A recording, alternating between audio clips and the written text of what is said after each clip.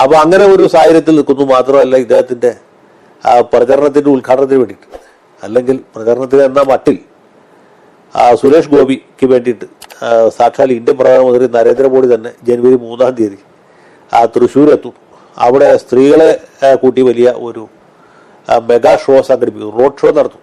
അപ്പോൾ സ്ത്രീകൾക്ക് വേണ്ടി, സ്ത്രീ സുരക്ഷയ്ക്ക് വേണ്ടിയിട്ട് സുരേഷ് ഗോപി ഇന്ത്യൻ പ്രധാനമന്ത്രി നരേന്ദ്രമോദി കൂടി റോഡ് ഷോ നടത്താൻ പോകുമ്പോൾ ഇദ്ദേഹത്തെ ഇങ്ങനെ ഒരു ലൈംഗിക പീഡന കേസിൽ കുടുക്കി അദ്ദേഹത്തിന്റെ പ്രതിച്ഛായ മോശമാക്കി കളയാം എന്നാണ് പോലീസും അല്ലെങ്കിൽ പോലീസിനെ നിയന്ത്രിക്കുന്ന രാഷ്ട്രീയ സംവിധാനവും വിചാരിക്കുന്നത് എങ്കിൽ എന്ത് സംഭവിക്കുന്നതാണ് നമ്മളിവിടെ ചർച്ച ചെയ്യുന്നത്. ഇങ്ങനെ ഒരു ആരോപണം കൊണ്ട് സുരേഷ് ഗോപിയുടെ പ്രതിച്ഛായ തകരുമോ? അദ്ദേഹത്തെക്കുറിച്ച് സ്ത്രീകൾക്കിടയിൽ പ്രത്യേകിച്ചും പൊതുസമൂഹത്തിൽ പൊതുവേയുമുള്ള ഒരു മതിപ്പിന് ഇതുകൊണ്ട് കുറവ് സംഭവിക്കും. ഇദ്ദേഹം വരുമ്പോൾ സ്ത്രീപീഡന കേസിൽ പ്രതി വരുന്നു, ഇയാൾക്ക് വോട്ട് ചെയ്യുകയില്ല എന്നൊരു ധാരണയിലേക്ക് ജനങ്ങൾ പോകുമോ എന്നുള്ളതാണ് വിഷയം.